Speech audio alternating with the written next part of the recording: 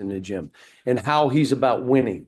He could be playing bad and he's still talking to the team about winning. We're not quite there yet. We got some guys, if they're not playing well, they don't play well for their team. And we're going to get through that. But this was a nice win. Michigan, come on now. They shot 58%, 40-some from the three, and they lose a game. So we did shoot 50 and 40, but we missed a bunch of free throws.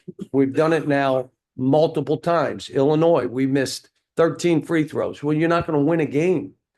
Down in Miami, we missed the two that would have put it to 5, and the game would have been over. We missed both. Today, we missed those free throws. So maybe I'm having the wrong guy shooting free throws.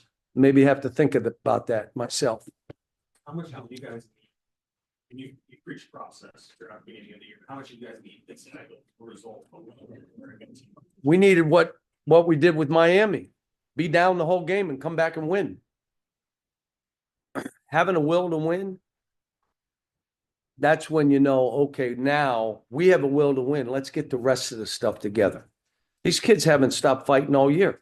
I mean, we were down to Baylor big, and all of a sudden it's a tie game, and we're down 3 with the ball twice. Illinois got it to 9 and missed a layup, missed free throws, and had a chance to get it to 5 or 6. So, but we've also been down some first halves that we shouldn't have been. But this one at halftime, I was so happy because we could have been down 25. And all of a sudden, we're down 4. I know, John, SEC is an absolute beast of a league this year, clearly the best in the country. Did you feel pressure as a coach? This is your last high major non-conference opponent to get this win under these circumstances, knowing what's waiting for you? No, but normally as a coach, you're looking, all right, do we have some wins in this league? And then I started thinking, are we the win? The way we were playing for a while. Shit, maybe they're looking saying, Jesus, we're playing Arkansas. Thank God for that. But there are no wins. I can go up and down the league and tell you, they're telling me this is like SEC baseball now, where it doesn't matter who you play, you can lose. That top to bottom, they're, and that may be the case. But all I know is we got terrific coaches, we got terrific players, we got terrific fans. I remember when I started, we were getting 3 teams in the NCAA tournament. And I was trying to get a 6 and 7 and 8. If you remember, I said, we deserve 8. We got 3. And now you're talking about top to bottom, someone's going to win 7, 8 games. They should get in the NCAA tournament if they won at Miami and Michigan and, played those other teams tough. They should get in, but it's going to be one of those years. I'm looking forward to it. Guys, look, what I did at this time in my life, in my career, this was perfect. First page in the first chapter of a new book, and it's an adventure. And I'm going to have fun and enjoy it. I'm happy. Do I look happy? We lost. I wonder if I'd have been happy. But throughout the game, I'm happy. These guys, I love coaching this group. I got a job to do now. Just so you know, we have not been healthy. Today, Adu Thiero should not have played. Was anybody at our shoot-around? He couldn't go in the shoot-around. I asked him for 10 minutes. Just give me 10 minutes. And I took 21.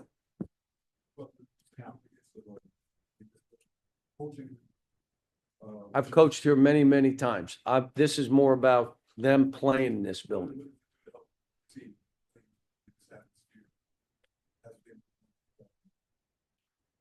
And getting down 15, you're never out of the game. You're up 18. They're never out of the game. You got to finish it off. You got to make plays. You can't think that we're up 18, this thing's over. And then, look, when you come to the Garden, the guys that are from this area know what it means. The other guys are like, it's a nice building. I mean, they don't know that. How many games have I coached here? 28. I've coached a lot of games here. I don't know what that means, but I'm an old fart. I don't know. So, but I'll say this, been in this classic a bunch. I'll give Pam a call tomorrow. And, you know, playing in the Garden in this event, come on. What's better? When they called me to play, I said, done. Who am I playing? What do you think it means for Arkansas to play in this final? Something maybe they do moving forward? I would like to play in the Garden every year. Now, one more about you talk about Michigan up 15 and you guys are out of it. You guys are up 18. And Michigan ain't out of it. How, in your experience, what is it that, how can you get a team to put that foot down? What? Well, let me say this. Now, am I lying about this? We've scrimmaged because of injuries twice this year. A Saturday and Sunday before Miami, correct? We have not scrimmaged. In that scrimmage, who got hurt? Z. Now we're down to 7 again. We went for how many weeks with 5 players? Almost 2 weeks? Almost a month. 5 players that we had. So we haven't even touched what we're going to be. But we got to scrimmage. We got to get healthy. I mean, today, like Z was hurt and he said, I can do it, but you saw out there. He couldn't move. But he made a 3, helped us win the game. We had 2 guys with the flu. One of them played and the other, I played a minute, but there was no reason to play him. I had a good rotation going.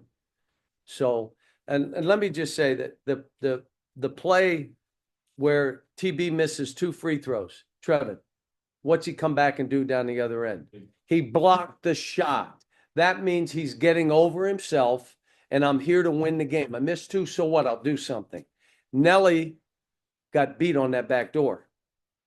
Oh, he was beat dead to rights. And what did he do? Instead of stopping, he fought. And he dove on the floor and tipped it with his right hand. And we win the game because of a play where he got beat, but it was an effort play. And that's all good stuff for them to learn. Coach, I brought that up. I brought up the block. And both Golden and Wolf said, I said how important the block was in the game. And they said it was your physicality that won that game. And even their coach said that. And Whose physicality? your team's physicality, they were really impressed with your team's physicality. And, you know, I had said the game was a lot like a tournament game, and it was. They're the just physicality. puffing us up when they say that. Let me Really? just tell you. But again, Jonas didn't play for 4 months. So he's just now coming back. You mentioned your players bailing you out. Yes. A couple of Yep. decisions that you regret. Yeah. Can you think of, off the top of your mind, maybe 1 or 2 moments, you know, whether it's Memphis, UMass, Kentucky, where your players bailed you out for a coaching decision? I've been bailed out if you listen to people, I've been bailed out my whole career. I've had really good players who have bailed me out.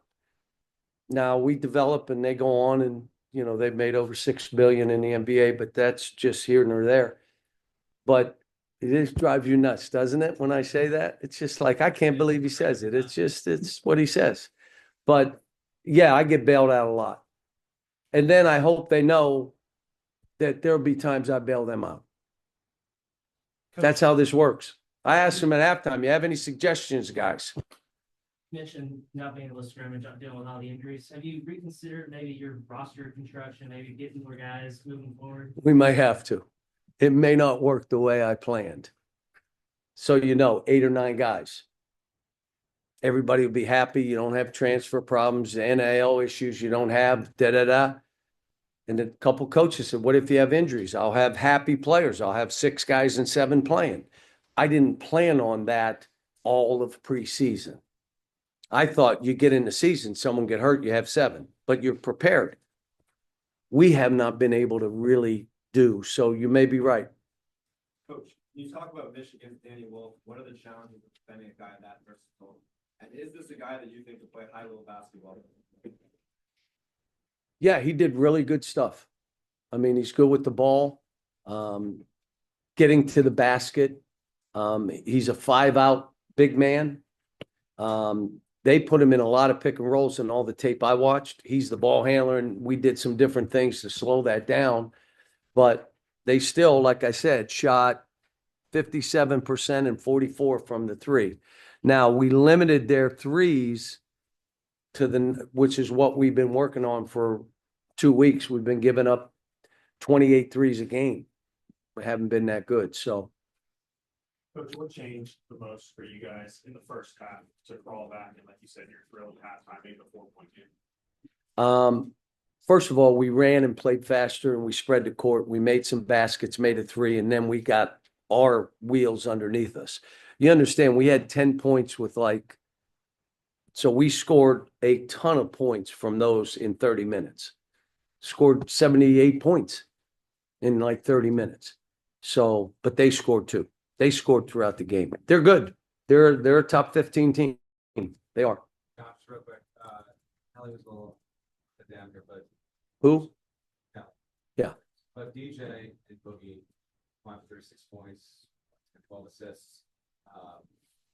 What you're saying with the injuries issues, how much of their play and interplay off of each other, what they're providing to you, the barometer for concealing this team with good? You and I know if you want to have a good college team, you better have good guards. And we have good guards. Nelly's going to get better. He's getting into the feel of how he's got to play. He's going to be fine. Carter has to get us that next guy with size who can also score, but we need all the other things from him. With Adu and those three bigs, Billy Richmond had played well until the last week or so, and it's just his effort and energy. So I like my team. We got work to do, but we got a high ceiling. We really do. All right, can I go, folks? Is that all right? Thank you. Thanks, Coach.